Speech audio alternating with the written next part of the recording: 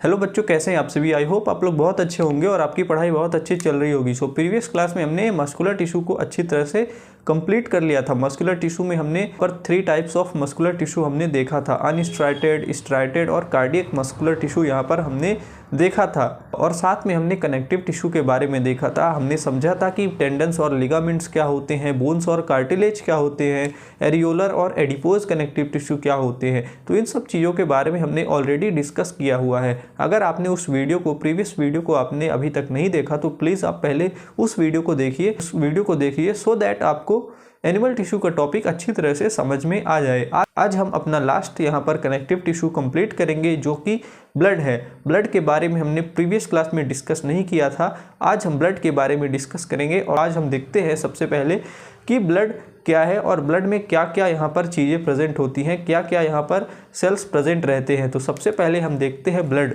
तो ब्लड के बारे में देखते हैं। ब्लड एक अपने आप में कनेक्टिव टिश्यू है। Blood is a connective tissue.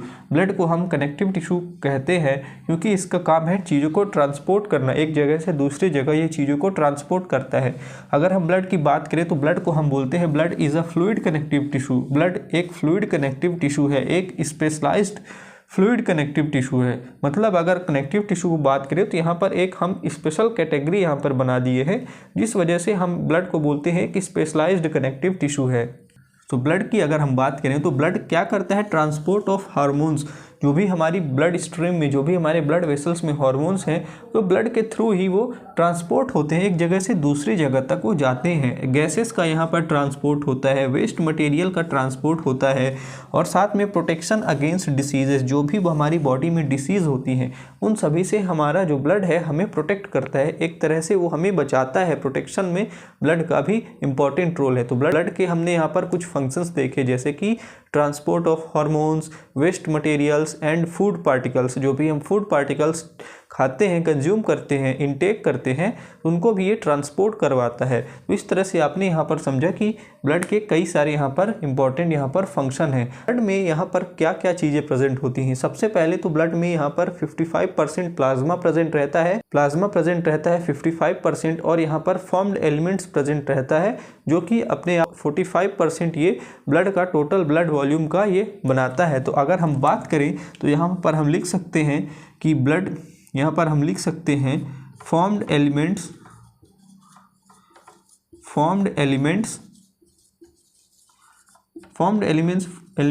45% बनाता है और प्लाज्मा कितना बनाता है, प्लाज्मा बनाता है यहाँ पर 55%। तो इस तरह से टोटल 100% हो जाएगा। तो ये क्या है, ये 100% यहाँ पर क्या चीज़ की वैल्यू आएगी, total blood volume. Total blood volume,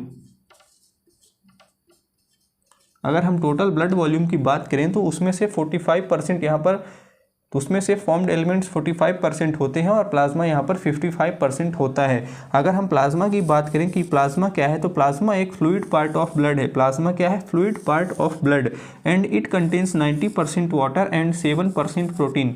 तो प्लाज्मा क्या करता है यहाँ, तो प्लाज्मा में 90% वाटर होता है, 90 से 92% के बीच में यहाँ पर वाटर होता है और 7 to 9% यहाँ पर प्रोटीन होती है। 7 to 9% यहाँ पर प्रोटीन होती है। तो यहाँ पर किस तरह की प्रोटीन होती है, यहाँ पर एल्ब्यूमिन प्रोटीन होती है, ग्लोब्युलिन प्रोटीन होती है और यहाँ पर फिब्रिनोजेन एक प्रोटीन होती है। यहाँ पर कई तरह की प्रोटीन्स यहाँ पर प्रेजेंट रहती हैं और यहाँ पर कुछ इलेक्ट्रोलाइट्स भी और साथ में कुछ यहाँ पर एंजाइम्स भी प्रेजेंट रहते हैं। तो प्लाज्मा एक fluid part of the blood है।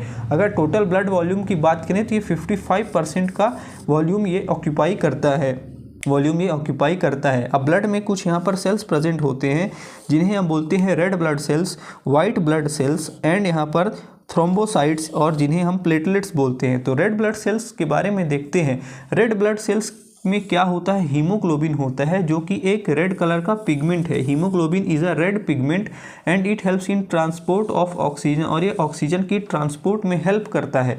और अगर हम बात करें तो रेड ब्लड सेल्स को हम क्या बोलते हैं, इराइथ्रोसाइट्स भी बोलते हैं। रेड ब्लड सेल्स को हम इराइथ्रोसाइट्स भी बोलते हैं।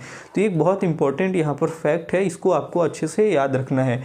रेड ब्लड सेल्स के इस शेप की बात करें तो बाइकनकेव शेप होता है, यहाँ पर कोई भी न्यूक्लियस नहीं होता और इनका लाइफ स्पैन 120 डेज होता है, स्पैन 120 डेज यानी 120 दिन का इनका लाइफ स्पैन होता है। स्प्लीन को हम ग्रेवयार्ड ऑफ आरबीसीज बोलते हैं, आरबीसीज की ग्रेवयार्ड यानी वहाँ पर एक तरह से हम कह सकते हैं कब्रिस्तान, आरबीसी का कब्रिस्तान किसे बोला गया है, स्प्लीन को। तो हम यहाँ पर लिख सकते हैं ग्रेवयार्ड ऑफ आरबीसीज, हम यहाँ पर लिख सकते हैं ग्रेवयार्ड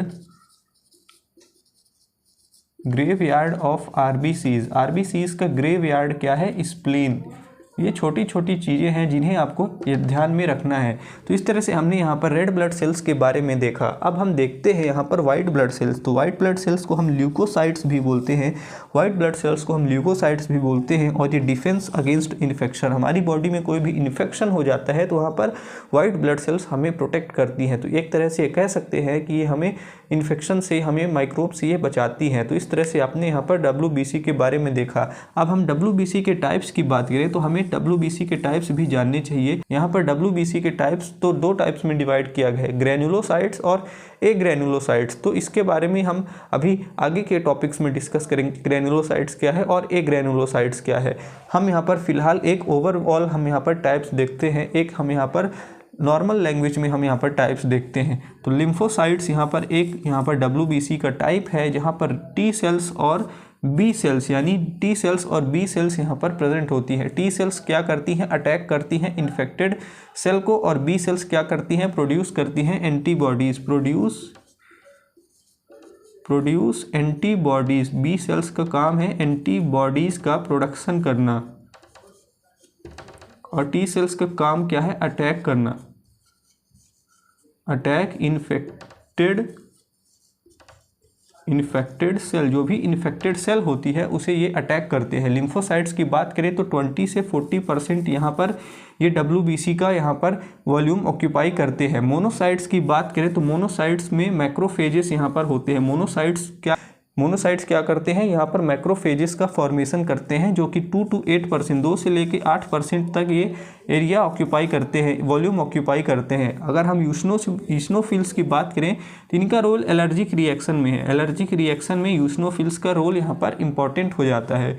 1 से लेकर 4% तक ये प्रेजेंट होते हैं। बेसोफिल्स की बात करें तो ये यहाँ पर सब्सटेंस रिलीज करता है हिस्टामीन। हिस्टामीन यहाँ पर एक सब्सटेंस है जो कि बेसोफिल्स यहाँ पर सिक्रीट करते हैं। 0.5 से लेकर 1% तक ये इनका कंपोजिशन यहाँ पर होता है WBC में। और लास्ट में हम देखते हैं न्यूट्रोफिल्स। तो न्यूट्रोफिल्स 50 से लेकर 70%, 50 to 70% ये ऑक्यूपाई करते हैं, बैक्टीरिया को किल करते हैं और फंजाई को भी ये किल करते हैं। First responder and most abundant. तो सबसे ज़्यादा अगर हम बात करें कि सबसे ज़्यादा WBC में कौन सी सेल्स प्रेजेंट होती हैं, तो न्यूट्रोफिल्स यहाँ पर प्रेजेंट होती हैं। ऑलमोस्ट 50 to 70% के बीच में ये रहती हैं। तो इस तरह से हम कह सकते हैं कि न्यूट्रोफिल्स सबसे ज़्यादा